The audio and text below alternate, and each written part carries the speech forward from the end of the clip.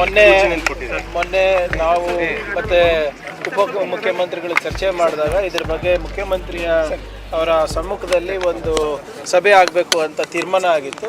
ಅದು ಇವತ್ತು ನಡೆದಿದೆ ಬೆಳಿಗ್ಗೆ.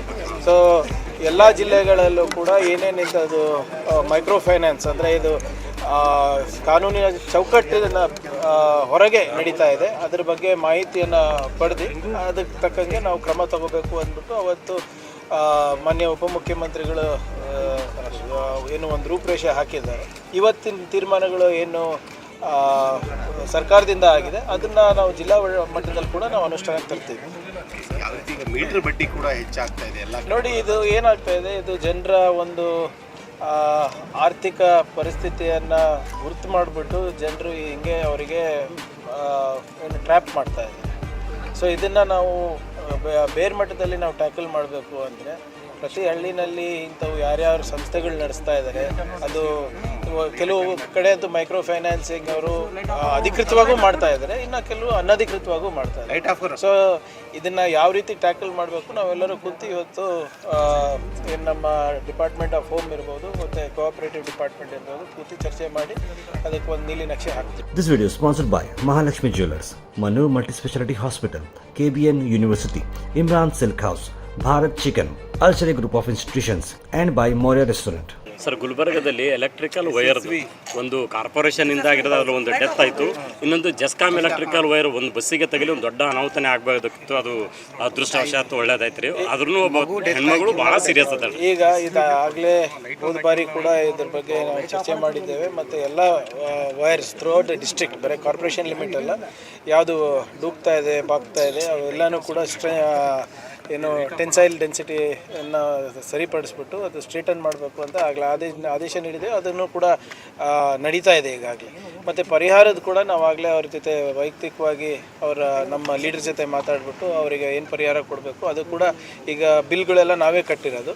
ಅದನ್ನು ಹೊರತುಪಡಿಸಿ CM ಇಲ್ಲ ಒಂದು 4 ಲಕ್ಷನೂ ನಾವು ಕೊಟ್ಟಿದ್ದೀವಿ ಆಗಲೇ, ಆದರೆ ಇನ್ನೂ ಜಾಸ್ತಿ ಆಗಿದೆ ಅಂತ ಹೇಳಿದ್ವಿ. ಅದೇನೇ ಇದ್ರೂ ಕೂಡ CM ರಿಲೀಫ್ ಫಂಡಿಂದ ಕೊಡಿಸೋ ಜವಾಬ್ದಾರಿ ನಾವು ತೊಗೊಂಡಿದ್ದೀವಿ, ಮಾಡ್ತೀವಿ. ಸರ್, ಈಗ ಈ ವಿಚಾರದಾಗ ಹೇಳ್ತೀವಿ, 1 ಲಕ್ಷ ರೂಪಾಯಿ ಅವರಿಗೆ ಪೇಡ್ ಆಗಿದೆ ಸರ್.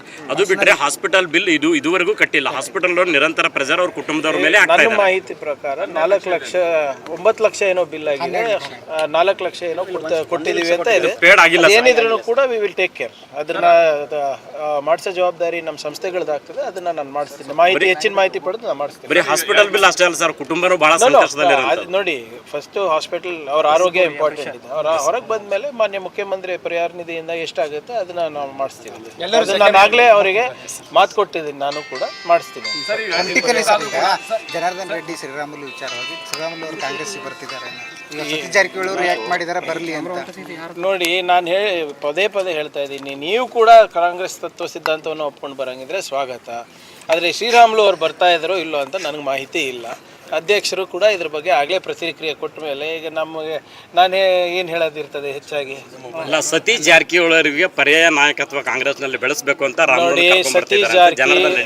ಸತೀಶ್ ಜಾರಕಿಹೊಳಿ ಅವರು ನಮ್ಮ ಪಕ್ಷದ ಉನ್ನತ ಮಟ್ಟದ ನಾಯಕರಿದ್ದಾರೆ, ಕಾರ್ಯಾಧ್ಯಕ್ಷರಾಗಿ ಕೆಲಸ ಮಾಡಿದ್ದಾರೆ, ಈಗ ಮಂತ್ರಿಗಳಾಗಿ 2-3 ಬಾರಿ ಕಾರ್ಯನಿರ್ವಹಿಸಿದ್ದಾರೆ. ಅವ್ರ ಸ್ಥಾನಮಾನನೇ ಬೇರೆ ಇದಿದೆ.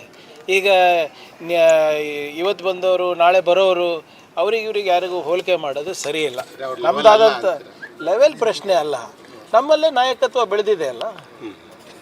ನಮ್ಮಲ್ಲಿ ನಾಯಕತ್ವದ ಕೊರತೆ ಇದ್ದರೆ ಬೇರೆದು. ಯಾರ ಲೆವೆಲ್ಲು ಜನ ತೀರ್ಮಾನ ಮಾಡೋದು, ನಾವಲ್ಲ. ಇಲ್ಲ, ಜನಾರ್ದನ್ ರೆಡ್ಡಿ ಅವರು ಆ ಥರ ಹೇಳಿದ್ರು. ಜನಾರ್ದನ್ ರೆಡ್ಡಿ ಅವರಿಬ್ಬರು ಸ್ನೇಹಿತರೇ ಅಲ್ರಿ. ಗೇಟ್ ಕ್ಲೋಸ್ ಮಾಡಿದ್ದಾರೆ ಅಂತ ನಿಮ್ಮ ಇದರಲ್ಲೇ ಗೊತ್ತಾಗಿದೆ. ಎಲ್ಲೆಲ್ಲಿ ಓಪನ್ ಇತ್ತು ನಮಗೇನು ಗೊತ್ತು? ಓಪನ್ನಲ್ಲಿತ್ತು, ಕ್ಲೋಸ್ ಯಾರು ಮಾಡಿದ್ರು, ಗೋಡೆ ಯಾರು ಕಟ್ಟಿದ್ರು, ಯಾವಾಗ ಉಳಿಸ್ತಾರೆ, ನಮಗೇನು ಸಂಬಂಧ ಅದಕ್ಕೆ? ನೋಡಿ, ನಾನು ಪದೇ ಹೇಳ್ತಾ ಇದ್ದೀನಿ, ಇದನ್ನು ಮತ್ತೊಮ್ಮೆ ಪುನರುಚ್ಚರಿಸ್ತಾ ಇದ್ದೀನಿ. BJPಯ ಒಳ ಜಗಳಗಳಿಗೆ ನಮಗೆ ಅದಕ್ಕೆ ಸಂಬಂಧ ಇಲ್ಲ. ಅಲ್ಲಿ ನಾಯಕರು ಯಾರಾಗ್ತಾರೆ ಅದಕ್ಕೆ ಸಂಬಂಧ ಇಲ್ಲ.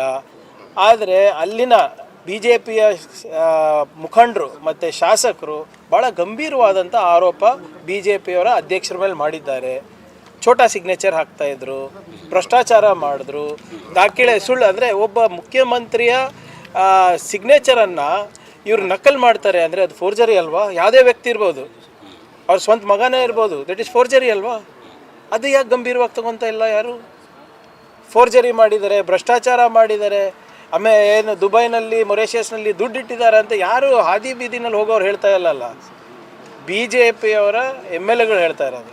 ಸೊ ಅದರಿಂದ ಅದ್ರ ಮೇಲೆ ಮಾಧ್ಯಮ ಸ್ನೇಹಿತರು ಹೆಚ್ಚು ಗಮನ ಕೊಟ್ಟರೆ, ಅವ್ರ ಹತ್ರ ದಾಖಲೆ ಇದೆ ಅಂತೆ, ಅದನ್ನು ಸರ್ಕಾರಕ್ಕೆ ಕೊಟ್ಟರೆ ಅದನ್ನು ತನಿಖೆ ಈ ಮಾಡ್ತೀವಿ. ಮೋಡಾ ಕೇಸಲ್ಲಿ CID ಕ್ಲೀನ್ ಚಿಟ್ ಕೊಟ್ಟರು, CBI ಇದೆ ಅಂತ ಇದ್ದಾರೆ ಸರ್ BJP.